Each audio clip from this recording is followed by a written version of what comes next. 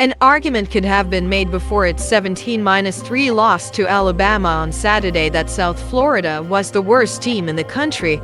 That's not a low blow or anything. There was compelling evidence. A review of the Sacrificial Bulls. The last time South Florida defeated an FBS opponent was 2 seasons ago. In 2022, the Bulls' only victory of the season was against Howard. In 2021, South Florida went 2-11 with victories against Florida A&M and Temple. In 2020, South Florida was 1-8 with a win against the Citadel. South Florida opened this season with a 41-24 loss to Western Kentucky and then struggled last week in a victory against Florida A&M. That's 5 total victories since the pandemic, and 3 of them were against teams in a lower division. In ancient days, when the Greeks sacrificed oxen to the gods, South Florida's football program might have been described as a hecatomb of the horrendous. Alabama was tied with that team 3-3 at halftime.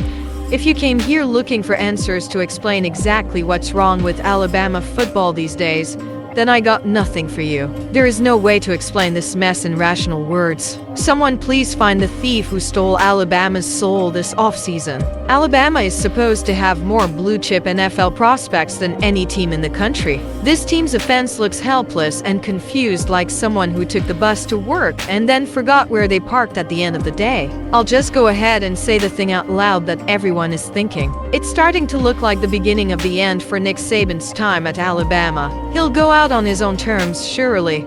But for the first time since he's been back in college, Saban's team resembles one of the joyless groups of pros he coached in Miami. It's like the players in college are finally being paid like professionals, and suddenly Saban is the clumsy magician unable to fool the children. In the end, Saban's retirement will be the price college football pays for finally allowing the players to make money. Saban noted after that game that he was proud of the way his players competed. In an odd way, that notion seems somehow discouraging after the game I just watched. Maybe I'm being too cynical. Hopefully that's the case. Certainly, though, something needs to change before next week's home game against Lane Kiffin's Ole Miss. We all know that Kiffin has been dreaming of knocking Saban off his throne ever since Saban fired Kiffin before the 2017 National Championship game. Coincidentally, the 2017 title game was at the same venue where Alabama struggled against South Florida. Here's a suggestion to Alabama schedule makers.